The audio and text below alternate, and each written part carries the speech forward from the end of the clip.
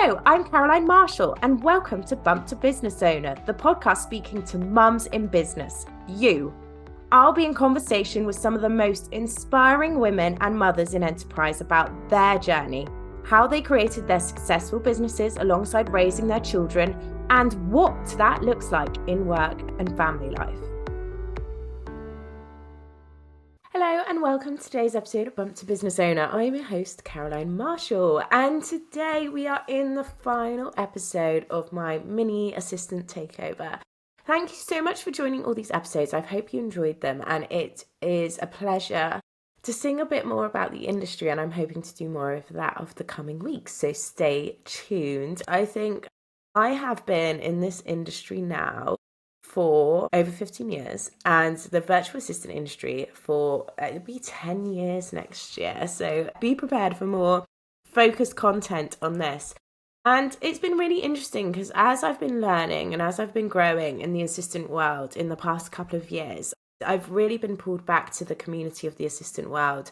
There are some amazing women and voices and men voices coming up on LinkedIn and talking about our roles and talking about where they are going. And it's so exciting to see. If you're not in our industry, I want to give you kind of a little brief history, a brief rundown, very brief, because this is a mini episode after all, meant for you to listen to while you're running to do that school pickup down the road and things like that, so not to take up too much of your time. But we are predominantly female industry. Over 99% of us globally are female. Traditionally, if you went way back to George Washington, those days, they had assistants, but they were actually male, and it was after post-war that became a female role. I looked up the term pink industry recently. There was a paper done in the University of Texas, and it was really interesting. And it was also focused on the glass elevator. So when there are men in our traditionally female industries, like, we hit a glass ceiling, but they get a glass elevator, which takes them straight up to the top in those lovely chief of staff roles. We are predominantly female industry. And with that has come challenges. As we know, there are challenges for women traditionally in the hierarchy of business, getting onto boards, getting into leadership roles.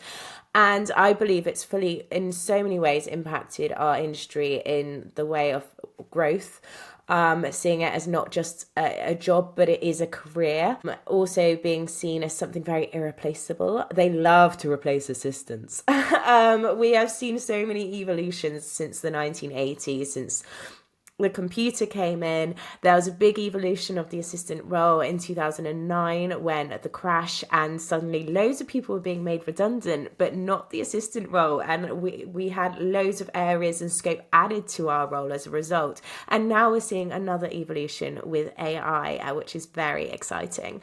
But still, people love to replace our role. And I do think it is down to being a female industry, a pink industry, as this paper would call it. And something I've seen that also, it was kind of like, if you're not good at your job, you're still there anyway. And I've seen a real lack of feedback, which everyone needs, a real lack of progression, lack of feedback, and a lack of development. Luckily, there are so many people, so many companies now changing this, organizations changing this, so many leaders in our industry, which you'll find on the resource if you want to go find out more and more about these voices, which we should. Working in the entrepreneur community, the found community, it's so great how more and more we're seeing books about how key your assistant can be, but it's also changing the scope of our roles, and there are so many complexities around the term assistant. But I have done a LinkedIn post recently about how many times I tried to leave the assistant world, and it was because there was a ceiling on it. And this isn't about job titles, but it did feel with progression. And for me, that came down to money as well, being a financially minded person. But working in an institution such as the NHS, there was just a clear band cap. And it was like, where else can you go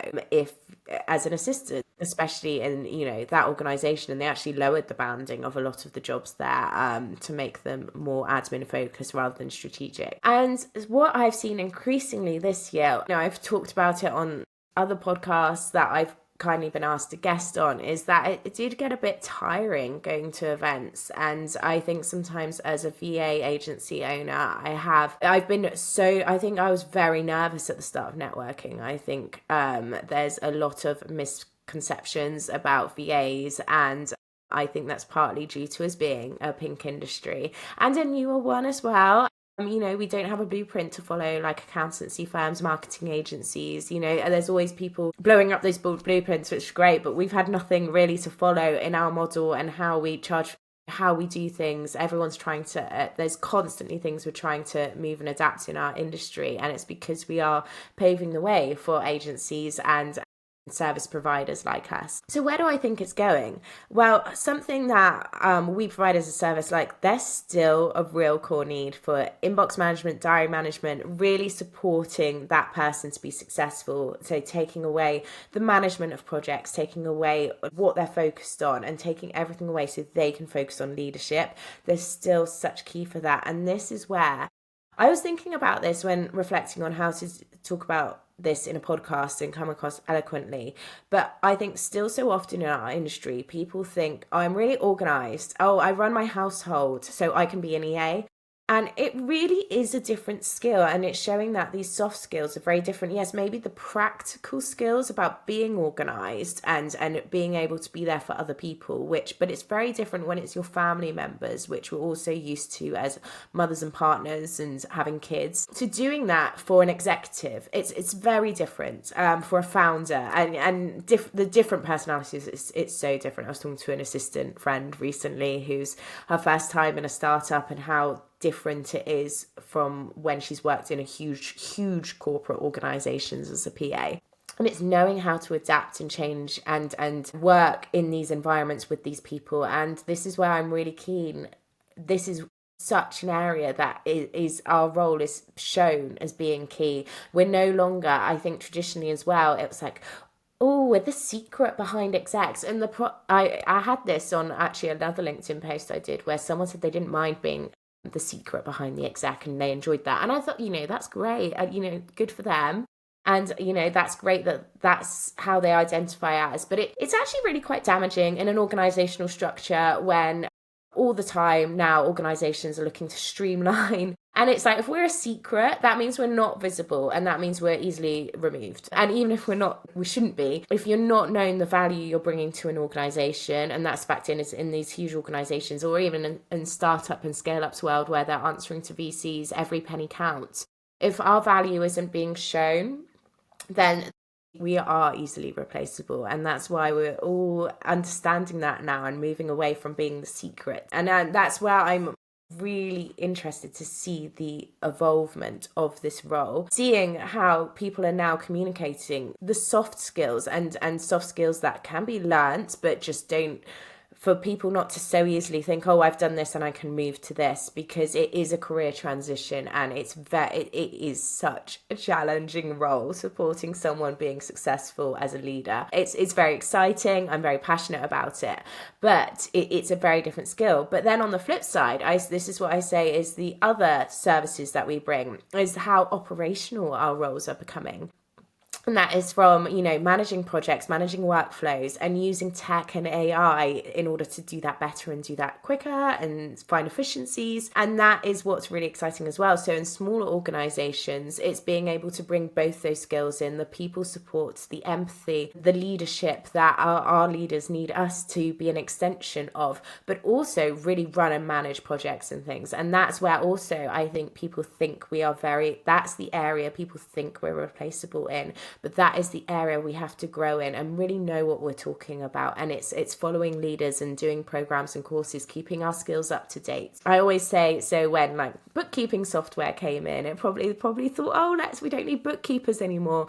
And we very much do. We need those experts who know how to use this software, who know, it's not just about pressing reconcile and sending off invoices. It's a real skill. They're knowing how to do everything to make sure our VAT returns are correct and everything is correct in case we get investigated by HMRC. And the bookkeeper role hasn't gone anywhere, but they're now using all these financial tools and software, as well as also things that can be automated, that are going to be more automated in their worlds. And it's the same for our work. And it's a very exciting time for that. And that is what the difference is. It's between knowing that repeatable, low value task, which we all know can be delegated, but they will more and more in time be able to be automated. And we already are seeing that. But who is going to build those? Who who's going to build those automations, make sure they're running, troubleshoot when things go wrong. As we know, tech is excellent until it goes wrong. And on to my next point is about, seeing more. I've talked about how I was talking to a PA who's worked in large organizations and now gone to a startup. And I think that is also really exciting, as we're going to be seeing potentially more niching as assistants. We all have fantastic generalists, but seeing more niching on the sort of clients you can support, the sort of execs you can support, and what they need. It's a real partnership, and you seeing that you might niche in these larger organizations where you're more focused on supporting the people, or in smaller organizations where they really do need more operational support and tech support in that way, and supports for their growing team. I can really see that AI and tech has such a place in our roles, but there is a long way to go before it's replacing us. And if it's replacing us, there's other roles it's replacing, as I always say. But we all need to be keeping on top of this. We're seeing it more and more now with clients, execs. Everyone is wanting us to be more productive. It's interesting. I was on a call recently where I saw ChatGPT. Fiona at Carve was demonstrating ChatGPT taking over tasks and being able to do it. But on the flip side, there's a whole level of access needed in order to do that. And how far are we going to trust these big techs? So there's a whole load of side points of data, GDPR, and how much organizations are really going to be giving this tech to actually do these tasks, and are there still going to be us in the middle while we all navigate this period? So I think it's really exciting. And I think a point on that as well, if you are looking to transition to this industry, is really do your research on it, and not just, and if I'm talking about virtual assistants in particular, going freelance, fractional freelance, perhaps we'd be called as well, because there's a whole host of things wrong with our term. Saying the word assistant makes it sound, to others in their heads, they sit there and think we're just someone, we're waiting for tasks, and that's not what an excellent PA is. And I really, really encourage you to do your research on this role if you're doing a career change. I think it's sometimes sold in some places as too easy, as go and find your clients and do a checklist and look up task management tools, get to know Gmail and its intricacies, get to know Outlook and all the apps that are on there now. It's quite incredible what tech we are using as assistants, but also working on those skills of that people support. You are there to support another person. They're spending their money on you. The company is investing in you. So you need to invest in your development and where the future is. And that's why we've included this handout of some of the thought leaders that I get inspired by, that I like to listen to, how they're talking about we are strategic business partners and all the work we are doing to lift our industry. I'm really excited to bring some of this if you're not from our industry and looking to transition to it. And so if you're looking for some advice, we've got a webinar which talks about the VA world specifically more, but we've also got this useful tool to go out and talk to our industry leaders. So go away and have a look at your skill set and see where you might fit in with this. When it comes to those soft skills, communication, empathy, leadership, and practical tools like project management, running those things, so that's us. And then even seeing what AI, what tech can be doing with us, learning all of these and what you can bring to your exec and your clients. Thanks so much for listening today. I'm your host, Caroline Marshall. Do subscribe, check out my thoughts, my people to follow in our industry, and find out a little bit more about us and what we can do.